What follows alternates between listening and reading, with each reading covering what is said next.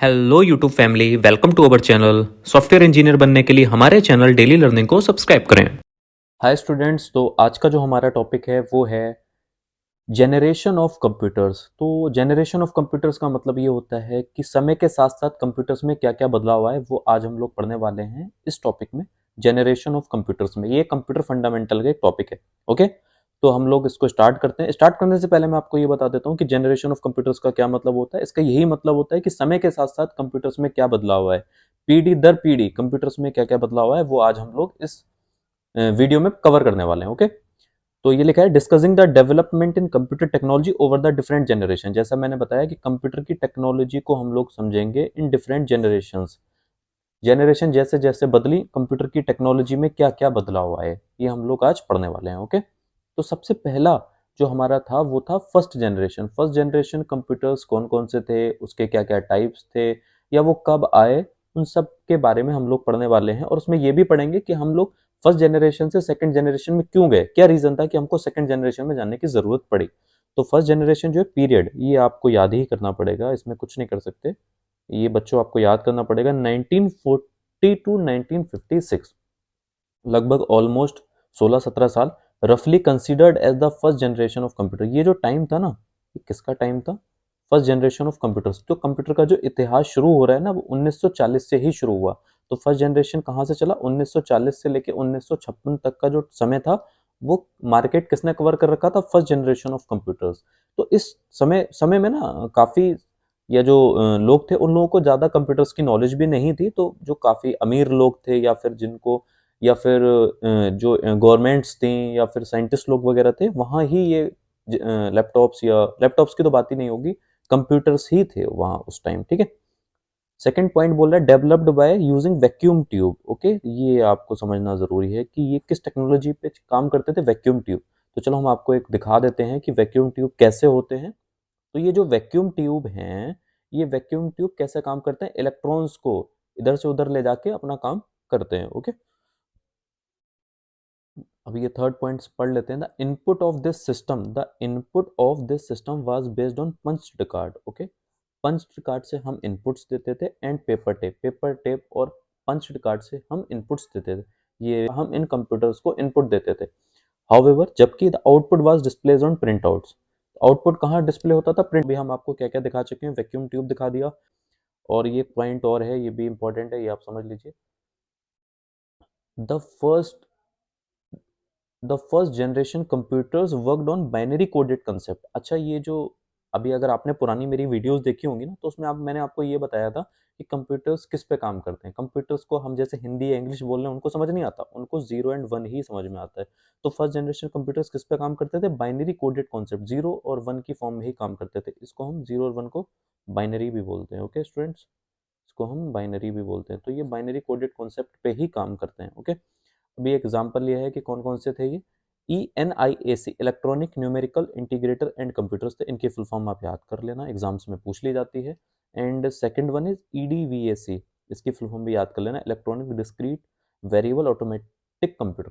तो आपको ये जो फर्स्ट जनरेशन ऑफ कंप्यूटर हमने पढ़ा दिया, इसमें क्या था, जो इंपॉर्टेंट पॉइंट्स थे वो ये थे कि 1940 से लेकर 1956 तक ये रहे। और ये किस टेक्नोलॉजी पे काम करते थे? वैक्यूम ट्यूब पे काम करते थे। ओके, और इनका जो कंसेप्ट था वो था बाइनरी कोडेड कॉन्सेप्ट। तो अब जो सेकंड जनरेशन आएगा ना, उसमें हम ये देखेंगे कि फर्स्ट जनरेशन को हमने क्यों रिप्लेस करा सेकंड जनरेशन में। तो जो सेकंड जनरेशन के कंप्यूटर्स आएंगे ना, वो इनसे बेहतर होंगे। अब वो पढ़ते हैं। ओके स्टूडेंट्स, कि हमने फर्स्ट जनरेशन ऑफ कंप्यूटर्स पढ़ लिया, अब हम चलते हैं सेकंड जनरेशन। ओके, तो सेकंड जनरेशन में क्या क्या चीज़ें आ गई जिसकी वजह से हमने फर्स्ट जनरेशन कंप्यूटर्स को रिप्लेस कर दिया। इन्होंने रिप्लेस कर दिया था, रिप्लेस करा था। ठीक है, इसको, फर्स्ट जनरेशन वाले कंप्यूटर्स को, फर्स्ट जनरेशन कंप्यूटर्स को इन्होंने रिप्लेस कर दिया। ओके, अपनी नई नई चीज़ों से, या फिर नई नई टेक्नोलॉजी जो ये लेके आए। ठीक है, द पीरियड 1956 टू 1963, फिर से आपको ये डेट याद करनी पड़ेगी, हम इसमें कुछ नहीं कर सकते। इज रफली considered as the period of second generation of computers. ये किसका समय था? सेकंड जनरेशन ऑफ कंप्यूटर्स का। तो कितना समय था? 1956 टू 1963, लगभग 7-8 साल का समय लिया इन्होंने। ये मार्केट में कम रुके। फर्स्ट जनरेशन जैसा आप मैंने बताया था 16 से 17 साल रुके, ये 7 से 8 साल ही मार्केट कवर कर पाए। ठीक है, इज रफली considered as the period of second. तो ये जो टाइम था, किसका टाइम था? सेकंड जनरेशन ऑफ कंप्यूटर्स का। 7-8 साल इन लोगों ने मार्केट कवर करके रखा।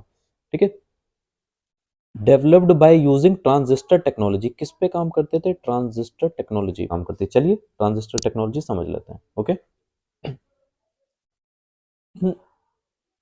In size they were smaller than first generation of computer. अच्छा, अब ये जो थे ना साइज, इनका जो साइज था वो स्मॉल था फर्स्ट जनरेशन ऑफ कंप्यूटर्स का। तो ये जो साइज के मुकाबले इन्होंने फर्स्ट जनरेशन ऑफ कंप्यूटर्स को बीट कर दिया सेकंड वालों ने। ठीक है, मार्केट इन्होंने कवर करी और फर्स्ट जनरेशन ऑफ कंप्यूटर्स को रिप्लेस करा। क्यों? क्योंकि उनका साइज भी स्मॉल था। फर्स्ट जनरेशन वाले काफी बड़े होते थे और सेकंड जनरेशन वाले उनसे छोटे आ गए थोड़े से। ठीक है, नेक्स्ट पॉइंट क्या बोलता है? In comparison to the computers of first generation, अगर हम फर्स्ट जनरेशन ऑफ कंप्यूटर से इनका कंपेयर करें, the computing time taken by the computers of second generation was lesser. Great. तो जो टाइम लगता था कंप्यूटिंग, कंप्यूटिंग का मतलब होता है कैलकुलेशंस करना, जोड़ना घटाना वो सब। तो जो कंप्यूटिंग टाइम था सेकंड जनरेशन ऑफ कंप्यूटर्स का वो कम था, लेसर था फर्स्ट जनरेशन ऑफ कंप्यूटर्स के मुकाबले। तो सेकंड जनरेशन हमने पढ़ लिया, 1956 से 1963 तक आए, 7-8 साल लिए, ट्रांजिस्टर टेक्नोलॉजी पे काम किया, छोटा साइज था और जो कैलकुलेशंस में जो टाइम लगता था सेकंड जनरेशन वालों को फर्स्ट से कम लगता था, तो इन्होंने फर्स्ट जनरेशन को बीट कर दिया। ठीक है, अभी हम लोग चलने वाले हैं थर्ड जनरेशन में। चलिए, हम आ गए हैं थर्ड जनरेशन ऑफ कंप्यूटर्स में। तो फर्स्ट जनरेशन खत्म हो गया, सेकंड जनरेशन खत्म हो गया, अब बात हो रही है यहाँ पे थर्ड जनरेशन की। ओके, द पीरियड 1963 टू 1971, फिर से 8-9 साल, इज रफली considered as the period of third generation of computers. ये जो समय था ये किसका था? थर्ड जनरेशन का। इन्होंने भी 1963 तक सेकंड रहे, सेकंड के बाद जो थर्ड है उन्होंने भी 8-9 साल लिए, फिर वहां से 1963 से लेके 1971 तक। तो हम लोग इसमें ये देखने वाले हैं कि थर्ड जनरेशन में ऐसी क्या क्या चीजें आ गई थी जिन्होंने सेकंड जनरेशन को बीट करा। तो अब शुरू करते हैं आगे। Developed by using integrated circuit technology. तो आपको ये टर्म्स जो है ना कंप्यूटर्स की, ये पता होना चाहिए। आईसी का नाम तो आपने सुना होगा, आई एम श्योर। तो IC technology integrated circuit technology पे काम करते। तो आप समझ लेते हैं कि इंटीग्रेटेड सर्किट टेक्नोलॉजी क्या होती है, जिसकी वजह से इन्होंने वैक्यूम ट्यूब को रिप्लेस करा या फिर सेकंड जनरेशन की जो चीजें थी उनको रिप्लेस करा, उस टेक्नोलॉजी को रिप्लेस करा किसने? आईसी ने। तो समझ लेते हैं। चलिए, हमारा थर्ड पॉइंट है smaller than second generation of computers. Okay, तो ये तो बेसिक्स पॉइंट्स हैं, आपको समझ लेने चाहिए कि फर्स्ट जनरेशन के बड़े थे, सेकंड के जो आए वो फर्स्ट वाले से स्मॉल है, थर्ड जनरेशन जो थे वो सेकंड से स्मॉल है। तो अभी जो साइज की जो बात हो रही है ना, तो जनरेशन टू जनरेशन उनका साइज छोटा होता जा रहा है पिछले के मुकाबले। ओके, फोर्थ पॉइंट क्या बोल रहा है? Computing time taken by the computers of third generation was lesser. Okay, तो सेकंड जनरेशन का जो कंप्यूटिंग टाइम था वो फर्स्ट वाले से अच्छा था, थर्ड वाले का जो कंप्यूटिंग टाइम था वो सेकंड वाले से अच्छा था। ओके, तो जैसे जैसे कंप्यूटर्स आगे बढ़ते चले गए जनरेशन से जनरेशन, उनकी जो कैलकुलेशंस का जो टाइम था वो अच्छा होता गया, वो जल्दी जल्दी कैलकुलेशंस करने लगे। ओके, कंज्यूम्ड, फिफ्थ पॉइंट बोल रहा है consumed less power and also generated less heat. Less power मतलब इलेक्ट्रिसिटी कम लेते थे। ये काफी अच्छा पॉइंट है कि जैसे जैसे जब वो छोटे होने लगे और उनमें काफी काफी एडवांस टेक्नोलॉजीज आने लगी, तो उन्होंने क्या किया? पावर लेनी कम कर दी, इलेक्ट्रिसिटी कम लेने लगे, and also generated less heat. जो पहले के कंप्यूटर्स थे वो हीट बहुत प्रोड्यूस करते थे, मतलब आप उनके पास खड़े नहीं हो सकते थे, इतनी गर्माहट करते थे, इतनी हीट प्रोड्यूस कर देते थे। लेकिन जो हमारे ये कंप्यूटर्स आए थर्ड वाले, इन्होंने सेकंड वालों को बीट किया और फर्स्ट को बीट किया। तो जो ये जो हीट प्रोड्यूस करते थे बहुत कम करते थे सेकंड के मुकाबले। ओके, सिक्स पॉइंट क्या बोल रहा है? Low maintenance cost. ओके, जब साइज छोटा है, हीट कम प्रोड्यूस कर रहे हैं, तो उनकी जो मेंटेनेंस कॉस्ट थी वो भी कम थी। ओके, जैसे जैसे जनरेशन टू जनरेशन हम आगे बढ़ेंगे चीजें बेहतर होती चली जाएंगी। Easy for commercial use. Okay, commercially उनको अच्छे से यूज कर सकते थे, मतलब फर्स्ट और सेकंड वाले को तो आप कॉमर्शियली यूज नहीं कर सकते, लेकिन थर्ड जनरेशन के कंप्यूटर्स इतने स्टेबल हो चुके थे कि आप उनको इजिली कवर कर सकते थे या यूज कर सकते थे। तो अब तक हमने ये पढ़ लिया कि first generation, second generation, third generation, time पढ़ लिया, किस किस टेक्नोलॉजी पे काम किया, और जो नेक्स्ट टेक्नोलॉजीज आई उन्होंने पुरानी टेक्नोलॉजीज को कैसे बीट किया। अब हम चल रहे हैं फोर्थ जनरेशन ऑफ कंप्यूटर्स की तरफ। चलिए, हाँ जी स्टूडेंट्स, तो अब हम चलते हैं फोर्थ जनरेशन ऑफ कंप्यूटर्स के। तो आपको मैं पहले स्टार्ट करने से पहले ही बता दूं, ये आपके most most most and most important generation थी। फर्स्ट सेकंड थर्ड मार्केट में स्टेबल बिल्कुल भी नहीं हो पाए थे, तो जो फोर्थ जनरेशन आई इसने काफ़ी टाइम मार्केट में रुके और काफ़ी स्टेबिलिटी दिखाई। तो फोर्थ जनरेशन आपको अच्छे से पता होना चाहिए। ठीक है, द पीरियड 1972 से लेके 2010 तक, ऑलमोस्ट 38 ईयर्स तक, इज रफली considered as the fourth generation of computer. ये जो टाइम था ये किसका टाइम था, फोर्थ जनरेशन ऑफ कंप्यूटर्स का टाइम था। तो आप सोच सकते हैं कि जो फर्स्ट जनरेशन थे वो लगभग 15-16 साल रुके, सेकंड जनरेशन 7-8 साल रुके और थर्ड वाले 8 से 9 साल रुके। लेकिन जो फोर्थ जनरेशन आई वो लगभग 38 ईयर्स। आप सोचिए कितना नंबर्स में चेंज हो गया है, कितने ज़्यादा टाइम ये मार्केट में रुके। जब इतने मार्केट में रुके तो इनके फीचर्स आपको समझ आने बहुत ज़रूरी है कि क्या ऐसे फीचर्स थे जिसकी वजह से इन्होंने इतना लंबा समय मार्केट में गुजार लिया। तो शुरू करते हैं। Developed by using micro processor technology. ये किस पे काम करते थे, माइक्रो प्रोसेसर टेक्नोलॉजी पे काम करते थे। अब जब ये मार्केट में इतने ज़्यादा रुके हैं किस टेक्नोलॉजी की वजह से, माइक्रो प्रोसेसर टेक्नोलॉजी की वजह से। तो हमको ये पता होना चाहिए कि माइक्रो प्रोसेसर टेक्नोलॉजी क्या होती है, कैसे काम करती है। तो अब हम आपको ये समझा देते हैं कि माइक्रो प्रोसेसर टेक्नोलॉजी क्या होती है और ये कैसे काम करती है। चलिए शुरू करते हैं। ठीक है, तो हमारा जो थर्ड टॉप पॉइंट है, वेरी स्मॉलर इन साइज। अब ये तो आपको मैंने बेसिक सी चीज़ ये तो आप समझ ही गए होंगे, बार बार आपको बताने की ज़रूरत नहीं है। जैसे जैसे जनरेशन आगे बढ़ी साइज छोटे होते चले गए। It became portable. पोर्टेबल का मतलब होता है कि आप आसानी से इसको अपने साथ ले जाके कहीं भी अपने साथ रख के कहीं भी ले जा सकते हो। तो बहुत ज़्यादा पोर्टेबल हो गए थे। तो फर्स्ट जनरेशन के तो जो सिस्टम्स थे उनको आपने जहाँ रख दिया वहीं रखे रहेंगे, सेकंड वाले भी वहीं, थर्ड भी वहीं। लेकिन जो फोर्थ के थे वो इतने स्मॉल हो गए थे कि पोर्टेबल हो गए थे, आप उनको एक जगह से दूसरी जगह बहुत आसानी से ले जा सकते थे। ठीक है, इसलिए इन्होंने मार्केट कवर किया है, क्योंकि ये पोर्टेबिलिटी जब आ गई थी ना तो इसने काफ़ी मार्केट में हलचल मचा दी कि भाई अब ऐसे कंप्यूटर्स भी आ गए हैं जिनको आप एक जगह से दूसरी जगह बहुत आसानी से ले जा सकते हो। हमारा फोर्थ पॉइंट है generating very low amount of heat. ये भी आपको पॉइंट रट जाना चाहिए अब तो, कि जैसे जैसे कंप्यूटर्स आगे बढ़ते चले गए उन्होंने हीट प्रोड्यूस करना कम कर दी। जैसे कंप्यूटर्स पुराने कंप्यूटर्स थे वो बहुत ज़्यादा हीट करते थे, लेकिन जो कंप्यूटर्स की जनरेशन आगे बढ़ी उन्होंने हीट कम निकालनी शुरू की। मोर फास्टर, ये भी बेसिक सा पॉइंट है, आपको पता होना चाहिए। जैसे जैसे कंप्यूटर्स आगे बढ़े फास्टर होते चले गए। And reliable accuracy. तो जो एक्यूरेसी थी, मान लो अगर हमको कैलकुलेशन करानी है 139 इंटू 1758, ये तो बहुत छोटी सी कैलकुलेशन है। बहुत बहुत बड़ी कैलकुलेशंस में आप एक्यूरेसी देख सकते थे कि जो कंप्यूटर्स देते थे वो एग्जैक्ट रिजल्ट देते थे, बिल्कुल एग्जैक्ट रिजल्ट, आप उस पर डाउट नहीं कर सकते। इतनी रिलायबल एक्यूरेसी आने लगी। लो प्रोडक्शन कॉस्ट। लो प्रोडक्शन कॉस्ट, ये तो बहुत ही इंपॉर्टेंट पॉइंट है। ये बहुत ही इंपॉर्टेंट है कि आपकी जो प्रोडक्शन कॉस्ट थी वो बहुत ही कम थी, मतलब इन कंप्यूटर्स को बनाने में बहुत ही कम पैसे लगते थे। तो फोर्थ जनरेशन ने काफ़ी टाइम कवर किया, 38 से 39 साल कवर किए। किसकी वजह से, माइक्रो प्रोसेसर टेक्नोलॉजी की वजह से। साइज तो ऑफ कोर्स छोटे हो ही गए थे, पोर्टेबल हो गए थे, हीट कम प्रोड्यूस करते थे, फास्टर थे, एक्यूरेसी कम हो गई थी, एक्यूरेसी बढ़ गई थी सॉरी, और लो प्रोडक्शन कॉस्ट थी। मतलब जब बनाने में कोई चीज़ में कम पैसे लग रहे हैं तो वो ऑब्वियसली उसको जो यूजर्स हैं या हम लोग हैं आसानी से खरीद सकते थे कम पैसे में। ओके, अब हम चलते हैं उस जनरेशन पे जो कि जिस जनरेशन में हम लोग काम कर रहे हैं, और वो जनरेशन अभी किसी ने भी बीट नहीं करा। ओके जी, चलिए चलते हैं फिफ्थ जनरेशन पे।